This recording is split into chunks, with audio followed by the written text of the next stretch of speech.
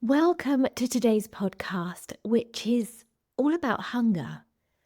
I've shared about extreme hunger before, but one of the things that I found really hard in recovery was not actually having any hunger signals that I was aware of and eating when I didn't believe I was hungry. So I thought I'd look into all about hunger and what different types of hunger there are, what hunger really is when physical signs are absent, talk a bit about mental hunger and why it's so important to honour it, why even if you do have physical hunger cues, you can't rely on them early in recovery, how hunger manifests in surprising ways, and how it changes as the body heals. It's okay to feel confused by hunger. It's all part of the recovery process. When I first started recovery, I had no physical hunger cues at all. I didn't ever feel hungry. And so I had to eat according to a schedule, give myself a timetable. And over time, this hunger started changing.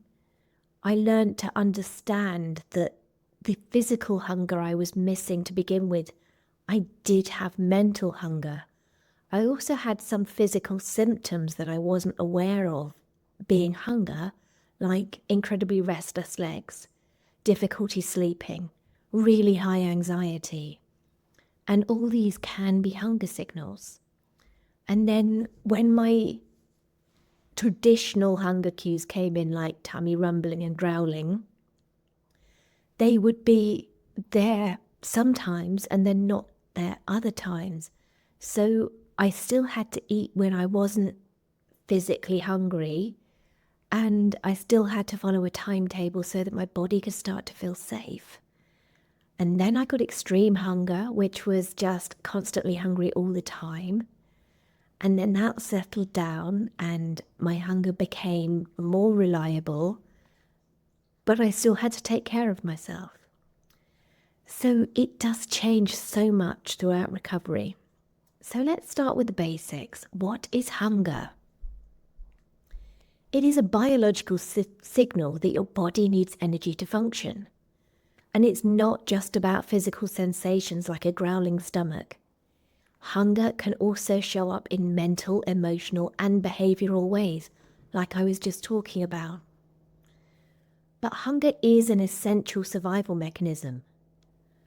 And years of restriction or disordered eating can distort how your body communicates these needs.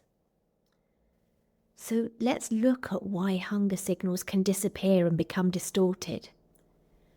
Chronic restriction suppresses natural hunger cues because your body has to adapt to a limited energy intake. It essentially turns down the volume on hunger signals to conserve energy. Think about it like this. If you wanted to write a letter, you had to physically write the letter on paper, find paper and a pen, write it down, fold it up, put it in the envelope, address the envelope, buy a stamp, walk to the post box, or drive, however you're going to get there, and physically post it. It takes a lot of energy. Now imagine sending an email. It's literally a few taps on your phone or on your computer, press send and it's done.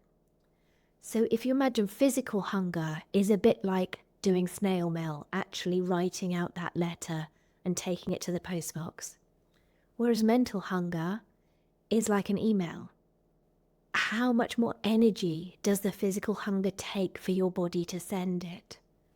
Which is why when your body has very, very limited energy, it's going to give you mental hunger. Hormonal imbalances caused by restriction also play a role in suppressing hunger. Ghrelin, the hunger hormone, might not rise properly when the body is starving. Leptin, the fullness hormone, can be completely out of sync, making it hard to feel satisfied even after eating. And other hormones like cortisol, which is a stress hormone, and insulin, which is a blood sugar regulator, may create false signals or mask hunger altogether.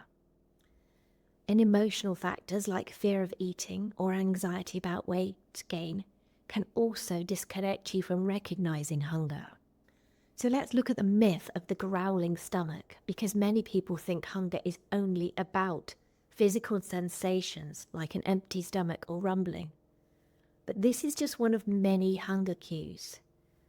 Hunger is much, much broader, including fatigue, feeling tired, your body lacking energy because it's not being fueled, feeling irritable or having mood swings, and low blood pressure can cause emotional volatility, anxiety or restlessness. Your body may feel unsettled or uneasy when it's underfueled. And brain fog or difficulty concentrating or focusing on things, because without enough energy, your body struggles to function properly. So those are all hunger cues. When the stomach isn't sending clear signals, hunger can manifest in less obvious ways. You can get headaches or lightheadedness, weakness, shaking, trembling hands, dizziness, restless legs or general fidgeting. I used to get restless legs all the time, and I never knew it was a hunger signal.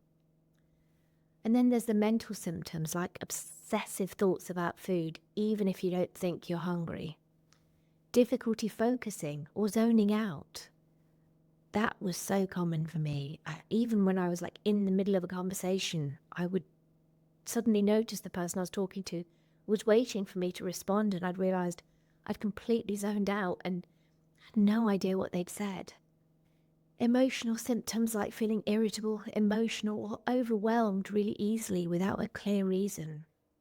Why does your body do this? Why does it send hunger cues in different ways?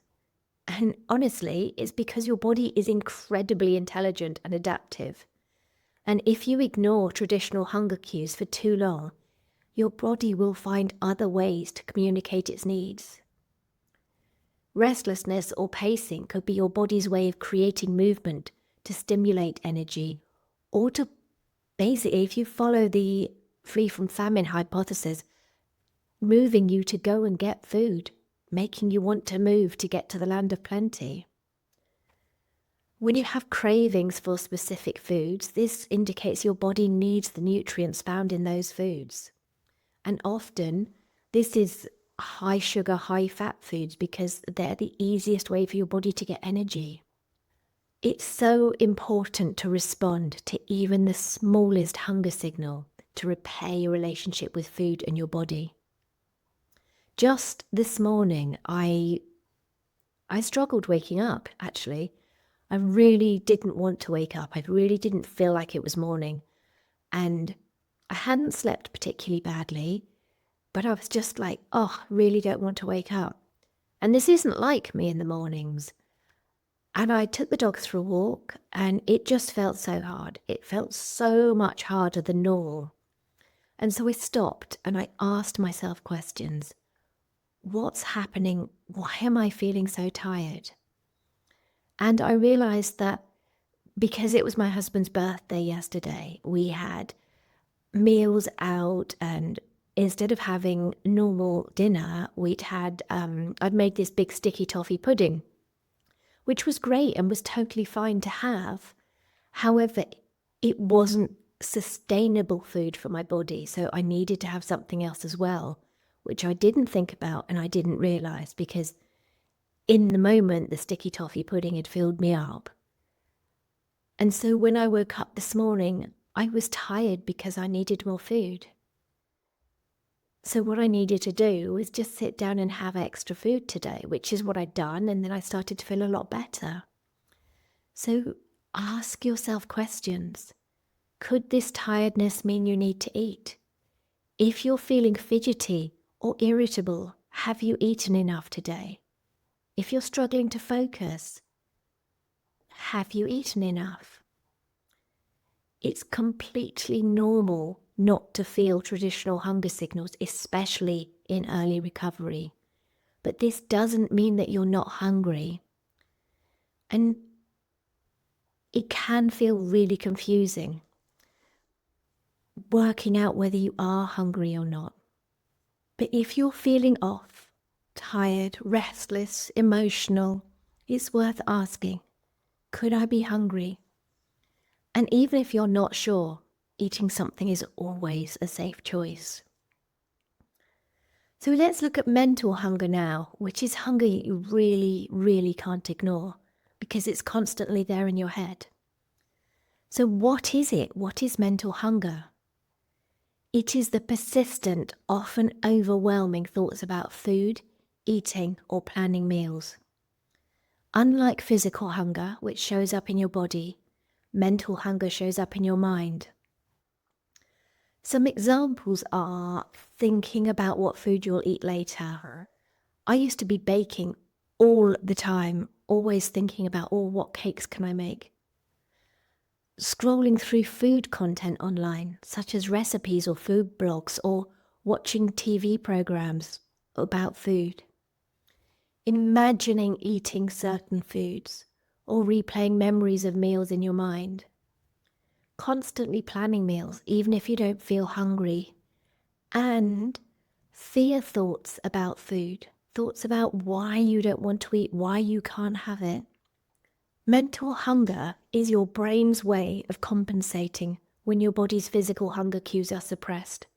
It's a survival mechanism, a way of ensuring that your body's need for energy isn't ignored. If your stomach isn't growling, your mind steps in to remind you to eat. Your body will always find a way to get its message across. And mental hunger isn't a sign of weakness, greed, or lack of willpower. It's a sign of your body's wisdom. Mental hunger is absolutely valid, even when it shows up as fear thoughts about not wanting to eat. It is still hunger.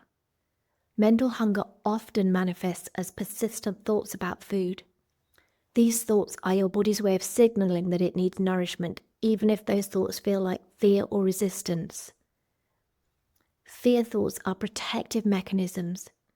When you're in recovery, fear thoughts like, I don't want to eat, are often rooted in the eating disorder's attempts to maintain control and avoid perceived danger. These thoughts might feel like they're telling you to avoid food, but they're a sign of internal conflict. Your body asking for food versus the fear of giving it what it needs. Mental hunger is valid because the fear wouldn't exist if eating weren't significant to your survival in that moment. The suppression of mental hunger doesn't work. If you ignore mental hunger, the thoughts don't disappear, they grow louder. And this isn't because you're weak or failing, it's because your body is trying to get your attention. Even those fear-based thoughts about food are a clue that your brain and body are out of balance and in need of nourishment. Fear can coexist with true needs. Feeling fear around food doesn't negate the need for it. In fact, fear around eating often indicates a need for nourishment to heal the very system that is generating these thoughts. Eating through mental hunger, even when it feels like fear, is a critical step in rewiring your brain and breaking the cycle. Your body doesn't lie. Your body can't lie. Those thoughts, they can lie to you. But regardless of how your mind interprets hunger, your body needs fuel to survive and heal. And the presence of food-related thoughts, whether they're fear-driven or not, is your body saying, I need energy, even if your brain is conditioned to resist that message.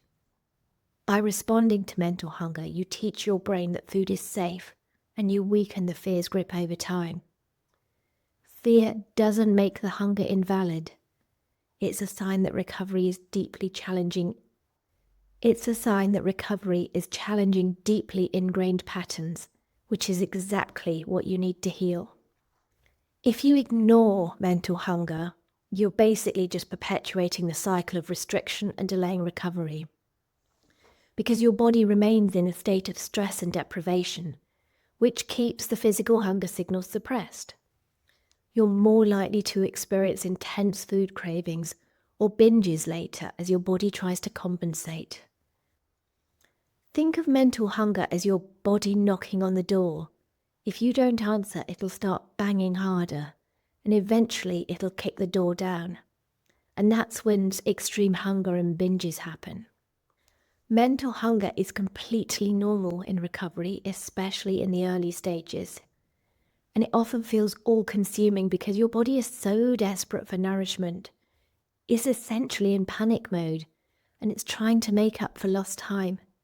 Mental hunger is part of that process. Mental hunger is often the precursor to extreme hunger.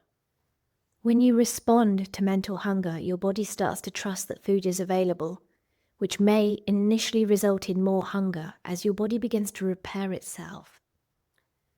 Honoring all mental hunger helps restore balance and reduces the intensity of these feelings over time. So trust those thoughts about food. If food is on your mind, assume that it's because your body needs it.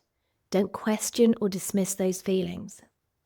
And say yes to cravings. If you're craving a specific food, it's likely because your body needs something that's in it. Honoring cravings is an act of trust and healing. And challenge the fear-based thoughts. If you feel guilty or hesitant about responding to mental hunger, remind yourself that this is your body asking for nourishment. You're doing exactly what you need to do to recover. And instead of seeing mental hunger as a problem, see it as self-care, an opportunity to support your body. It is common to feel like the mental hunger never stops, and this happens because your body has spent so long in a state of deprivation that it needs consistent reassurance that food is available. Think of it like filling an empty well. After years of restriction, that well is bone dry, and you can't expect it to refill after 1 or 2 buckets.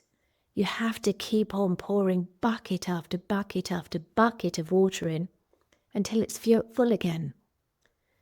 And even though it feels like it will never end, mental hunger does eventually subside as your body heals and feels safe.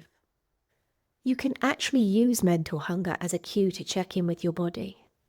When you're thinking about food, just say, am I eating enough throughout the day? Have I given myself permission to eat freely without restriction? What might my body be trying to tell me right now? Mental hunger is not something to fear or fight. It's something to embrace with compassion. It's not a sign you're failing. It's a sign that you're healing. And every time you honor it, you're building trust with your body and taking steps closer to freedom. Okay, so when I first had physical hunger signals come in, they were really unreliable and I couldn't trust them. So let's look at why you can't trust your hunger signals in early recovery, especially physical hunger signals. After prolonged restriction, the body adapts by suppressing hunger cues to conserve energy. Hormonal imbalances, digestive slowdowns, and psychological disconnect all contribute to unreliable hunger signals. Your body's been in survival mode, so it's not sending clear signals because it's learned not to expect food regularly. It's like having a broken thermostat in your house. If it's malfunctioning, it doesn't matter what the actual temperature is. You can't trust the reading. Similarly, your hunger cues are unreliable because your body's internal systems are out of sync. So let's look at how digestive system contributes to the mistrust. Because the digestive system slows down to conserve energy, which leads to delayed stomach emptying and reduced hunger sensations. Constipation or bloating, often in early recovery, also suppress the feeling of physical hunger. Eating regularly helps the digestive system to wake up over time, but it does require consistency and patience. And then there's the psychological disconnect, because fear, anxiety, and guilt around eating creates a mental block against recognizing the hunger. You might convince yourself that you're not hungry because the idea of eating feels so scary or overwhelming. And numbing or ignoring hunger has already become a learned behavior, and your brain has disassociated from hunger cues to avoid the distress associated with eating. And rebuilding trust with your body requires you to challenge these patterns. And also, when you start getting hunger signals, like physical hunger signals, if your focus is on something else, if you're busy or you're doing something, because they're so delicate and new and your body's only just starting to send them to you, it's really easy not to hear them because they're really quiet. So it's really essential to have structured eating as a tool. Eating at regular intervals ensures your body gets the energy it needs, whether hunger cues are present, are not present, whether they are reliable or not reliable. Consistency helps re-establish that hormonal balance and teaches your body to trust that food will be available. And this might look like eating every 2 to 3 hours, even if you don't feel hungry. Making sure you have a balance of carbohydrates, proteins, and fats at each meal. And obviously, that comes in with fears, like, what if I eat too much? And in recovery, there is no such thing as too much, because your body needs as much energy as it can get to heal. And I often hear, and I used to think, what if I'm forcing myself to eat when I don't need to? But you're not forcing yourself. You're reteaching your body how to recognize and respond to hunger. Your hunger signals will become more reliable over time as the body heals. Think of it like repairing a broken bridge. It takes time and repeated effort to rebuild, but eventually you'll be able to cross it with confidence. When you start eating regularly, increased hunger or extreme hunger may appear as your body begins to trust that food is consistently available. Physical sensations like a growling stomach might return, but they might feel irregular at first. Energy levels and mood may begin to stabilize as your body adjusts to receiving consistent fuel. And even though your body's signals can feel chaotic during this phase, it is a sign of progress, not failure. Now, I want to talk to how uncomfortable it is to eat without hunger. It's just mechanically eating, and it can feel counterintuitive and wrong, especially when you're in recovery. You might think, if I'm not hungry, why should I eat? But recovery isn't about waiting for hunger. It's about teaching your body to trust you again. And eating regularly, even when you're not hungry, is one of the bravest and most important acts of self-care you can do in recovery. So, honestly, I would set a meal schedule, plan meals and snacks at consistent times, and establish a bit of a routine. And if you're not sure when to eat, use the clock as a guide or set little alarms on your phone rather than waiting for hunger. And have some easy to eat foods. When your hunger isn't there, focus on foods that are comforting and simple to eat. And replace those fear-based thoughts from I'm not hungry so I shouldn't eat, to my body needs nourishment to heal, even if I can't feel it. So reframe hunger as a healing process. Hunger signals are like seeds. They need time, nourishment, and care to grow. By eating consistently, even when it feels unnatural, you're planting the seeds for a healthier, more connected relationship with your body. Hunger signals don't stay static throughout recovery. They shift and evolve as your body begins to heal. At the start, your hunger signals might feel non-existent or completely unreliable. I know mine did. And as your body rebuilds trust in you, these signals will become clearer and more consistent. The unpredictability of hunger in recovery is normal and part of the healing process. So in early recovery, there might not be any physical hunger signals. And this is due to a slowed metabolism caused by the restriction, hormonal imbalances like low levels of ghrelin, the hunger hormone, psychological factors such as a fear of eating and disconnection from your body. And commonly, people feel full or bloated after eating even small amounts. And they'll mistake anxiety, restlessness, or irritability for something other than hunger. And it's really easy to not recognize hunger. Once you get further into recovery, mid-recovery, you can often, not always, because everybody is different, but often you get the onset of extreme hunger, which feels like an intense, overwhelming need to eat lots and lots of food, which is common as your body begins to repair itself. And people experience this in different ways as well.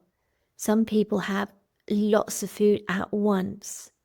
I didn't have that. I had almost constant grazing right through the day and night.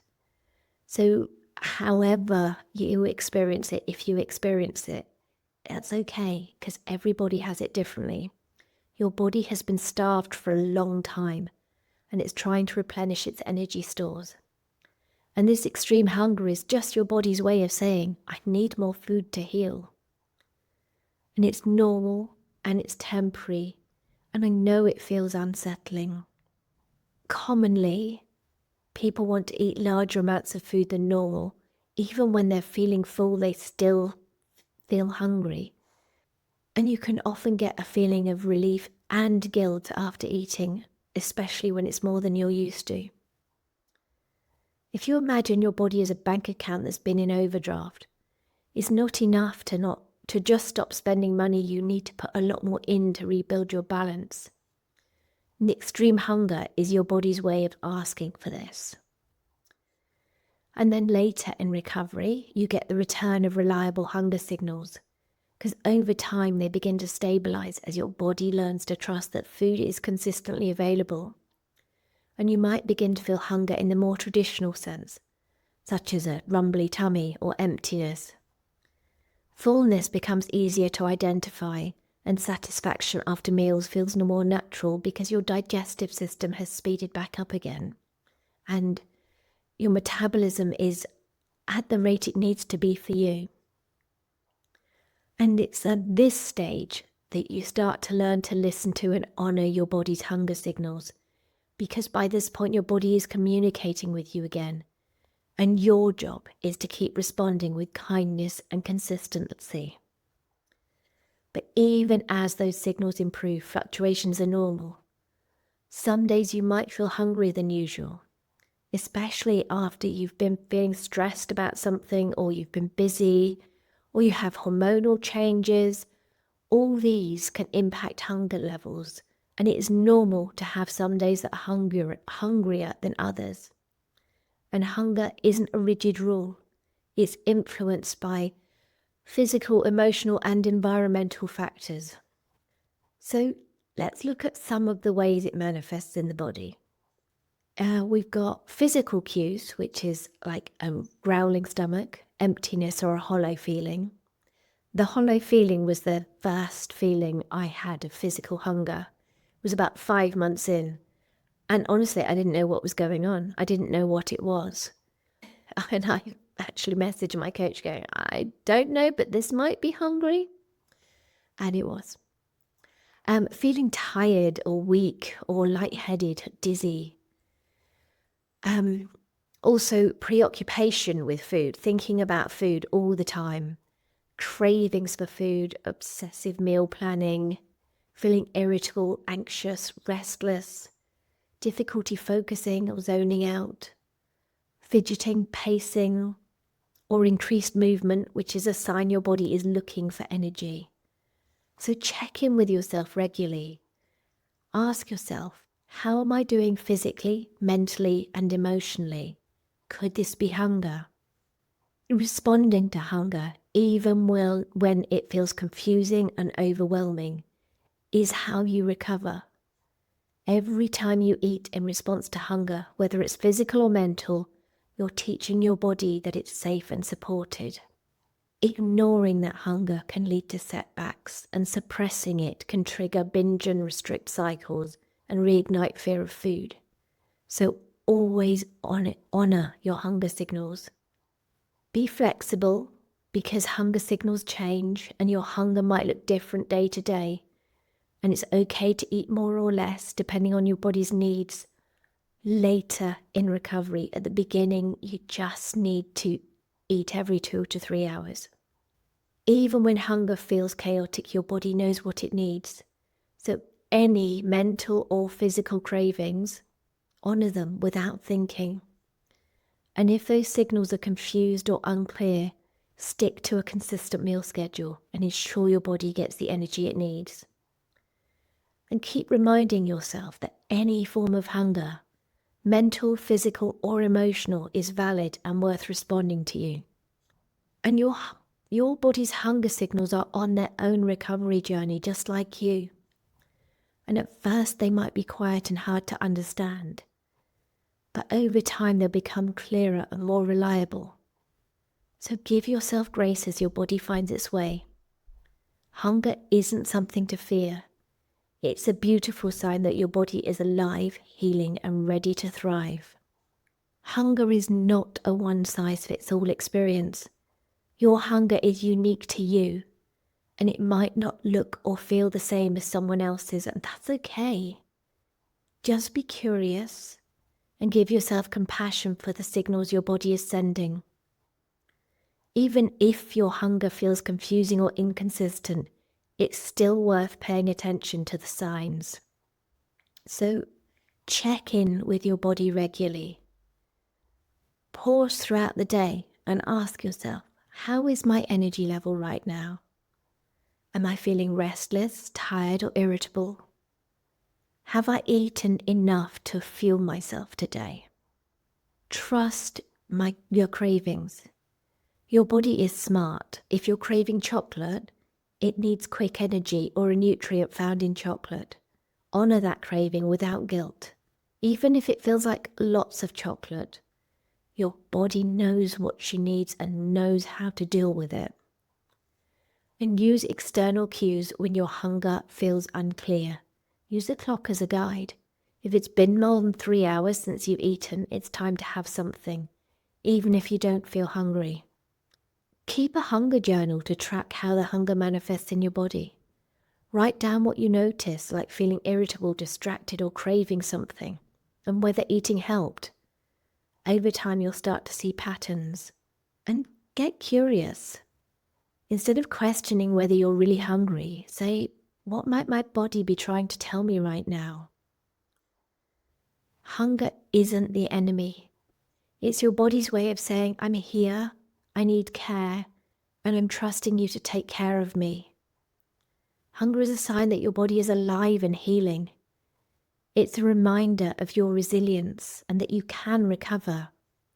Whether it's physical, mental, or emotional, hunger deserves your attention. And when you respond to all forms of hunger, you're rebuilding trust and connection with your body. And remember, every person's hunger journey is different.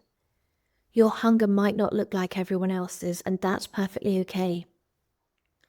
The important thing is to trust your body and respond with compassion, no matter how it shows up for you. Listening to your hunger signals, no matter how subtle or strange they seem, is one of the most powerful acts of self-love you can offer yourself. By honoring your hunger, you're not just feeding your body, you're healing your mind and spirit. You're not broken, and your hunger signals aren't either.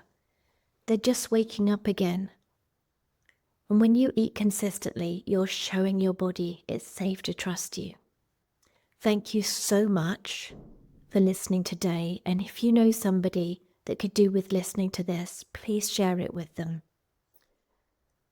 And I invite you to reflect on your hunger signals with curiosity and compassion. Until next time, I'm sending you love and freedom, as always.